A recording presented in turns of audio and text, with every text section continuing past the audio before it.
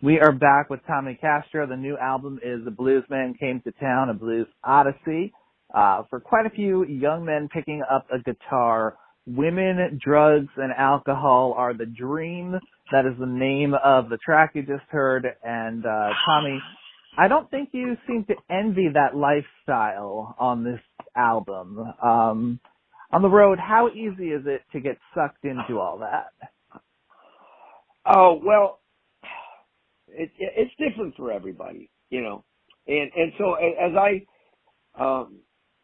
put this album together, I was drawing from, because I really didn't want this to be a story about me, and so it's not. I didn't grow up in the country, you know. I grew up in the city. I just wanted to write a story, a fictional story, based on the hero's journey idea, you know, of that's behind a lot of books and literature and movies and stories. And so I wanted to create a story based on that about a blues musician. And so, you know, I just kind of pulled it out of the air and when I went to write a song for each part of this story, I drew from some of my own experiences, obviously, and stories I've heard from some of my friends that I've talked to in the business, people I know personally in the blues world, and musicians, rock. I even know, you know, quite a few rock stars coming out of the Bay Area. You know, a lot of them live there, and being in the business and living in the Bay Area, I met a lot of people, and so lots of stories. I've heard lots of stories, and so I just tried to pull from all of the stuff that I know, books that I've read about some of the artists that I admire, and you know, like I say, a combination of all those things, and it's pretty common, you know. This guy in the middle of his hero's journey, just like.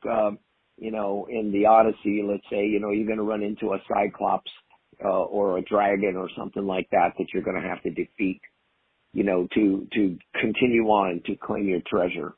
And that's what this story is about. You know, this kid he finds out there's something that he wants to do with his life. And then he finds a mentor in his town to kind of teach him. And then the teacher tells him it's time for you to go on and do your thing, and, you know, go out in the world and claim your treasure, and it's all part of the journey. And along the way, he's going to run into some challenges. And so I think for musicians on the road, this is probably the most common and you know, biggest, nastiest dragon out there. And some people defeat it easily, and some people, you know, die trying. And so, but it always comes up. It's always something that people on the road will have to deal with at some time. And I've done. I hope I explained that well enough. Yes. I would say I've done well over 100 of these interviews by now. This is the first time we've had discussion of Cyclops on the show. Well, you know, it's that in the bluesman's journey. You know, I guess that was part of the challenge here. Is like, I'm creating a story that is about a bluesman, but I wanted to follow this classic tale of the hero's journey and make the bluesman's version of that. You know, and I think we did that. You know, it was until the day that I had all the mixes in and we sequenced it, you know, the order of songs as they were going to be on the record.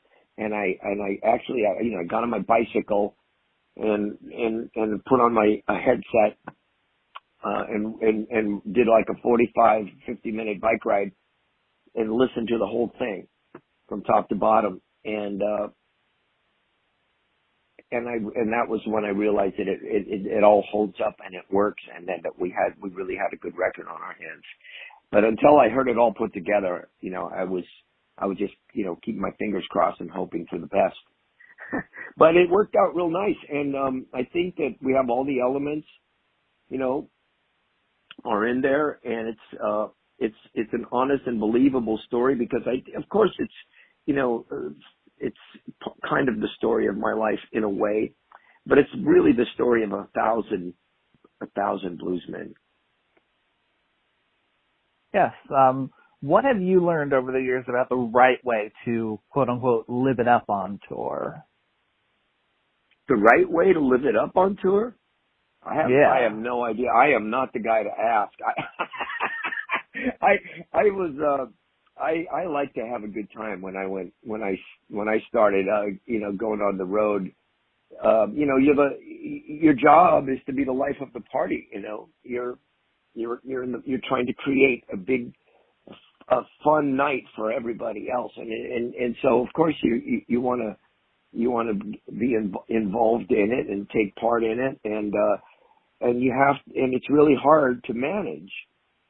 It depends on how much fun you like to have. Some people, you know, there's all different kinds of people, and everybody has a different relationship with things like women, drugs, and alcohol. And there's excess, and then there's some people that just have a natural born ability to manage and control things, like to call them normal people.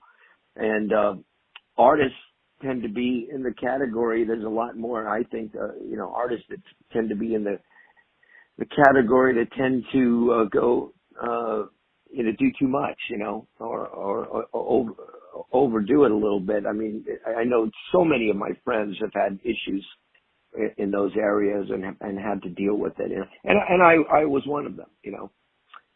I had to learn to at about 18 years ago to just stop drinking altogether.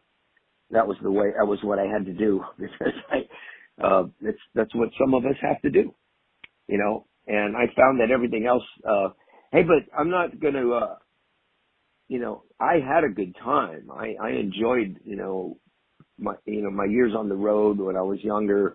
It was really fun. We had a really good time. And then, but that was definitely a dragon that I had to slay, in order to you know, to have a life. And so it took me a while, but I did.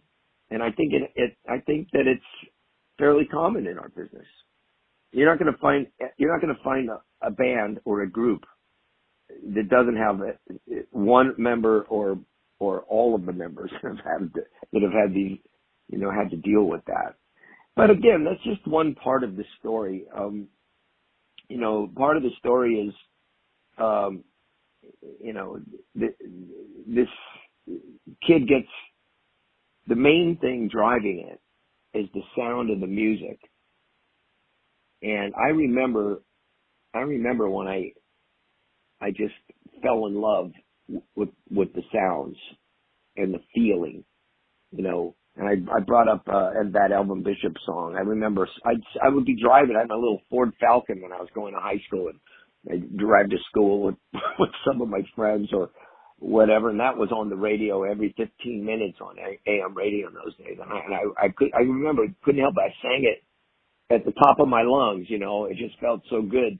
And when I would hear Taj Mahal on the radio, or you know, or Albert King, or I remember 10 years after doing Going Home, I thought that was fantastic, you know. And then I heard Muddy Waters and John Lee Hooker's voices, and those things just, you know, I can't describe how much I loved it and just needed to do it. And that's what this story's about. It's about this young man that catches that bug, and he knows he just has to do it. There's something inside him that says he has to do it. His family says, don't do it. Don't leave your really good life you have here, you know, and your girl that you love and your family, and don't do it, you know. But he has to go, and he goes out there, and he has to learn his lessons, take the hard knocks, you know. I got burned, you know, women, drugs, and alcohol, you know, finding out that, you know, where does he draw the line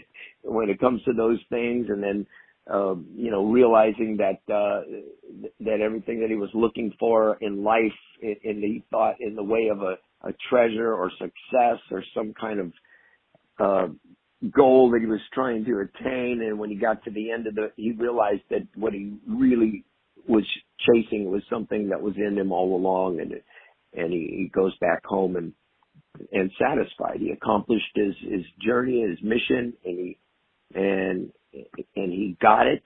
And the treasure and the prize that he was looking for all along was not the money, and it was not the fame. It was not that life. It was really just something that was in him all along. And he goes back home and enjoys. That's how the story has a nice happy ending. And but yeah, the drugs and alcohol thing in the middle of it is just that takes part of one of the big challenges that this guy has to address on his journey. But it's not about that. Let's get to that happy ending. The last song I'm going to play is called I Want to Go Back Home. And the last question here. Tell me what it's like trying to build a home and a touring career at the same time. Well, I find it's my personal life is,